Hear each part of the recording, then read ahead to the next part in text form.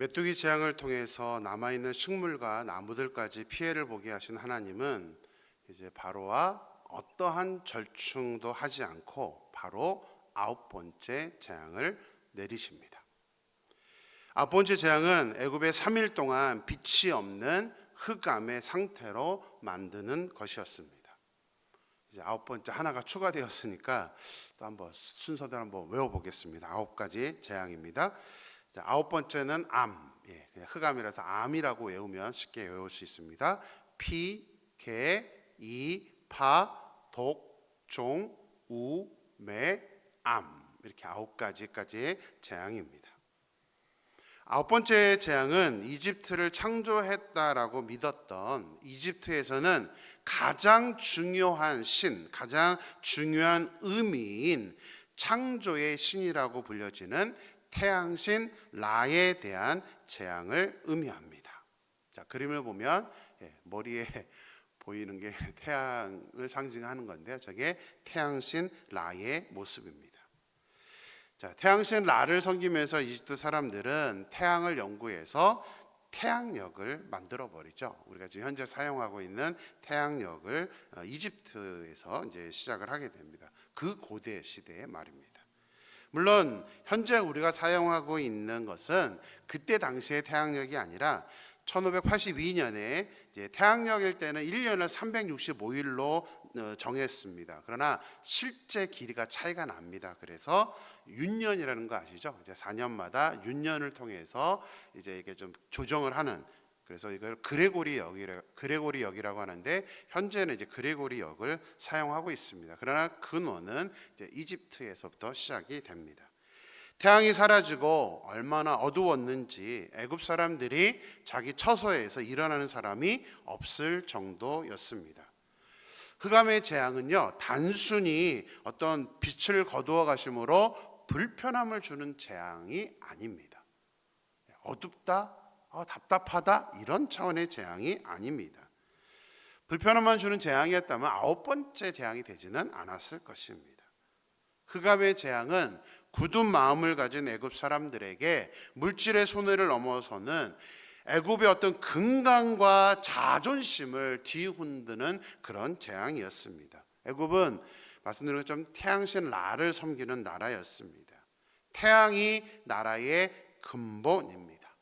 근데 그 근본을 3일 동안 없애버림으로 말미암아서 태양신이 아무것도 아니라는 사실과 그런 태양을 섬기는, 그렇게 태양을 섬김으로 시작된 이집트, 애굽이란 그 나라 자체도 아무것도 아니라는 것을 보여주는 재앙이었던 것입니다. 근데 또 중요한 게 있습니다. 이 9번째 재앙은 애굽 사람들에게만 교훈을 주는 것은 아니었습니다.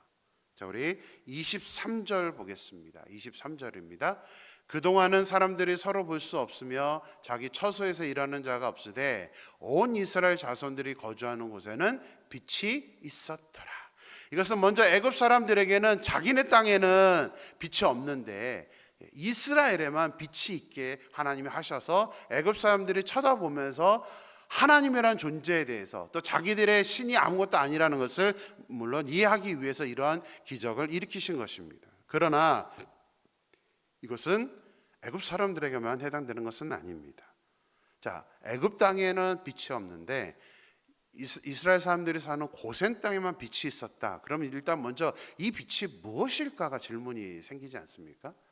성경에서는 이게 태양빛인지 아니면 하나님의 초자연적인 빛인지에 대해서는 구체적으로는 설명을 하고 있지는 않습니다. 어떤 빛인지는 모르지만 어찌되었건 분명한 사실은 이스라엘 전역은 빛이 없었는데, 태양이 없었기 때문에 빛이 없었는데 고센 땅에만 빛이 있었다는 사실입니다. 애굽 사람들은 고센 땅을 바라보면서 하나님의 두려움에 대해서 느꼈을 것입니다. 그러나 이스라엘 사람들도 느꼈어야 됩니다. 아니, 우리 땅에는 빛이 있는데 애굽 땅에는 빛이 없다. 결국 자기들이 430년 동안 애굽에서 살면서 애굽 사람들이 믿었던 그 태양신 라, 또 그동안 9가지 재앙들을 보면서 이스라엘 백성들이 아니라 애굽 사람들이 그렇게 섬겼던 우상이라는 것이 아무것도 아니라는 것을 이들은 깨달을 수 있었어야 합니다. 그러나 안타깝게도 우리가 아시는 것처럼 가나안 땅에 들어가자마자 이들은 또 우상을 섬기잖아요. 이러한 모습을 봤음에도 불구하고 이스라엘 백성들은 안타깝게도 자신에게 이것들을, 이 사항들을 잘 깨닫지를 못했습니다. 흑암의 재앙을 내리실 때 하나님은 아무런 예고도 하지 않으셨습니다. 왜냐하면 메뚜기 재앙은 애굽에 엄청난 경제적인 피해를 입혔는데, 그런 재앙을 당했음에도 불구하고 바로와 애굽 사람들이 자신들을 변화시키지 않고 마음이 굳어졌기 때문에 하나님은 이 자존감을 무너뜨리는 9번째 재앙인 경우에는 아무 예고나 아무런 조치도 않고 바로 그냥 재앙을 내리셨던 것입니다. 이것은 이스라엘 백성들에게, 또 지금 우리에게도 주시는 교훈입니다. 만약 우리가 경제적인 어떤 어려움이 오거나 또 우리의 삶에 어떤 가족의 문제가 오거나 그랬을 때에 우리가 굳은 마음으로 우리 자신을 변화시키지 않으면 하나님께서 물질의 어떤 손해나 어떤 어려움만 단순히 주시는 것이 아니라 우리의 기본적인 존재감과 자존심을 무너뜨리는 어떤 그런 하나님께서 재앙을, 심판을 내리신다는 것을 이 9번째 재앙을 통해서 우리에게 교훈하고 있다는 사실입니다. 물질은 없어져도 얼마든지 회복할 수 있습니다. 그러나 우리의 근간, 우리의 존재 자체를 부정당하게 되면, 우리의 자신감을 결여시키는 일이 일어나게 된다면 이것은 굉장히 큰 일입니다. 그래서 우리는 하나님께서 그러한 어떤 우리의 가장 소중한 것들, 이런 것들을 우리가 마음이 굳어버리면 가져간다는 사실을, 우리에게 어떤 어려움을 주신다는 사실을 우리는 절대로 잊어서는 안 됩니다. 애굽은 태양이 사라지는 재앙을 만나게 되었지만 우리는 가장 크고 우리가 중요하게 생각하는 것들이 사라지는 재앙을 만날 수 있다는 것을 우리가 인식하여서 하나님께서 우리의 존재감을 무너뜨릴 그 단계까지 우리가 심판을 받게 되는 그 단계에 오지 아니하도록 우리가 정말 굳은 마음이 되지 않는, 정말 우리가 묵은 땅을 기경하여서 우리가 부드러운 마음이 되어서 하나님의 어떤 어려움들을 주셨을 때에 우리가 바로 깨닫고 바로 하나님 앞에 돌아설 수 있는 저와 여러분이 되기를 주님의 이름으로 축원합니다. 9가지의 우리 재앙을 봤는데요, 오늘은 잠깐 이 9가지 재앙을 조금 이렇게 묶어서 설명을 해드리겠습니다. 이 9가지 재앙은 조금 규칙이 있습니다.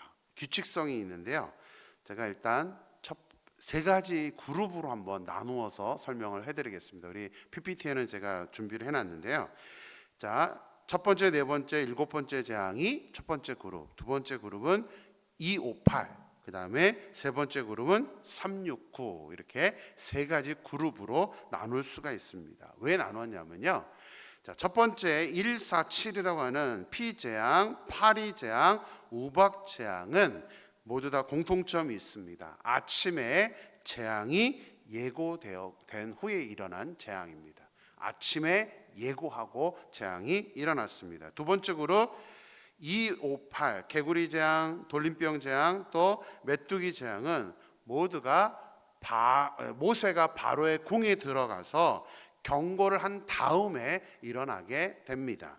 마지막 369 이의 재앙, 독종, 그다음에 흑암 재앙은 아무런 예고 없이 바로 일어난 그런 재앙입니다. 3가지 그룹으로 나눴습니다. 또 하나 더 분류가 되는 게 있습니다. 누가 재앙을 주도했느냐로 또 3가지로 분류가 됩니다. 이것은 똑같이 나눠지지 않고요, 1번부터 3번째 재앙, 그 다음에 4, 5번 재앙과 10번 재앙, 그 다음에 6번부터 9번째 재앙이 구분이 됩니다. 1번부터 3번째 재앙은 아론이 주도를 했고, 4번, 5번 재앙, 그리고 10번 재앙은 하나님께서 주관을 하셨습니다. 그 다음에 6, 7, 8, 9 이 4가지 재앙은 모세가 주도를 하게 됩니다. 자, 이제 좀 분류를 좀 아신 다음에 우리가 상식적으로 조금 알 수 있었으면 하는 마음 때문에 설명을 드렸습니다. 자, 애굽의 근본과 자존심이 무너진 9번째 재앙을 받고 난 후에 이제 바로가 어떻게 반응을 했을까가 이제 궁금하게 됩니다. 우리 24절 말씀 보겠습니다. 24절입니다. 바로가 모세를 불러서 이르되 너희는 가서 여호와를 섬기되 너희 양과 소는 머물러 두고 너희 어린 것들은 너희와 함께 갈지니라.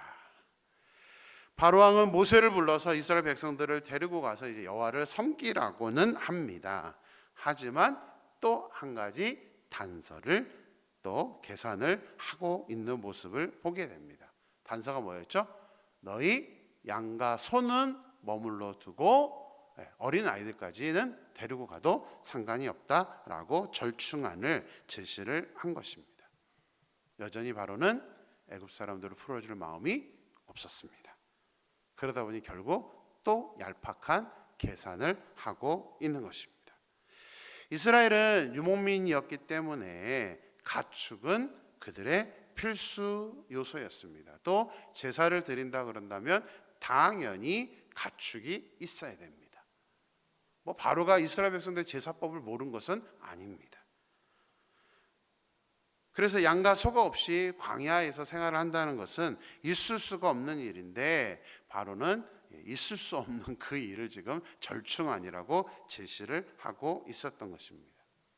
한글 성경은 번역을 하지 않았는데요. 24절을 보면 너희의 양과 소는 머물러 두고 라는 문장의 그 히브리어에는 라크라는 단어가 있습니다. 이게 가장 먼저 나오는데 이 단어는 only, 오직, 단지라는 뜻입니다.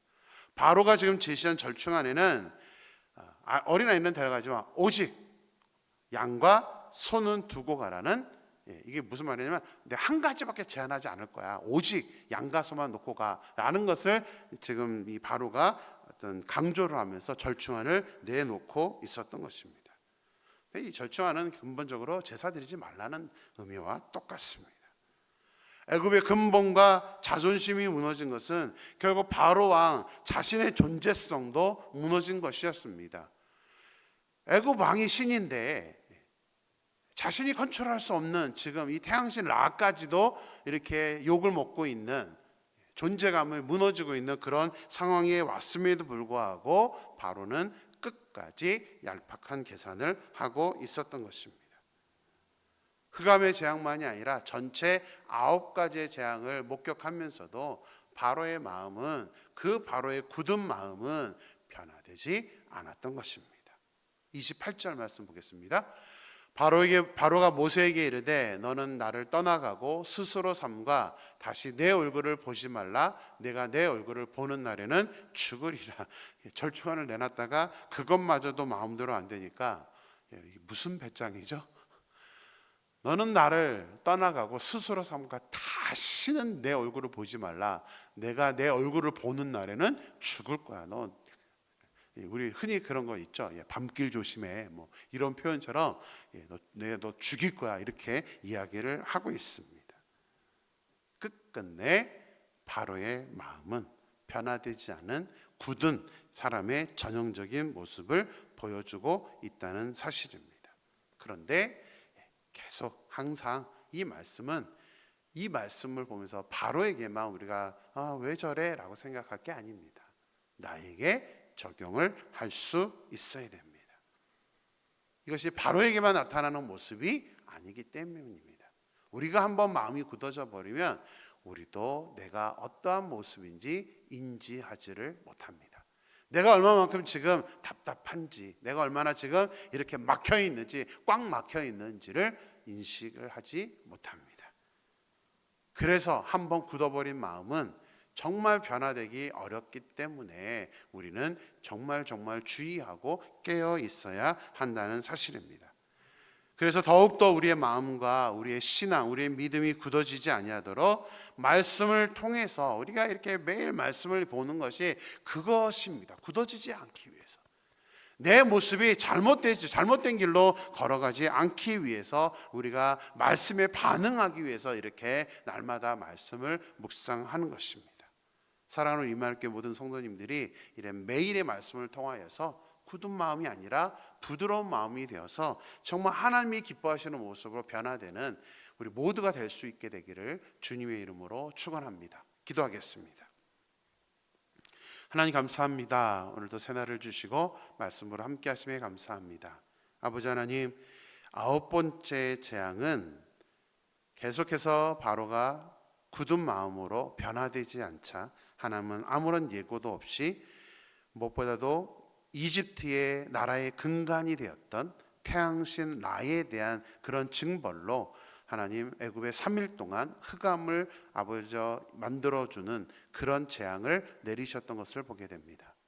하나님, 정말 굳은 마음이라는 것이 얼마나 무서운지를 우리는 깨닫습니다. 무엇보다도 우리가 굳어버려서 변화되지 않으면 결국 우리의 존재감, 우리의 기본적인 자존심까지 무너뜨릴 수 있는 그런 하나님, 우리에게 소중한 것들을 하나님께서 막으시고 가져가신다는 사실을 우리가 말씀을 통해서 깨닫게 되기를 소망합니다. 하나님, 정말 간절히 소망합니다.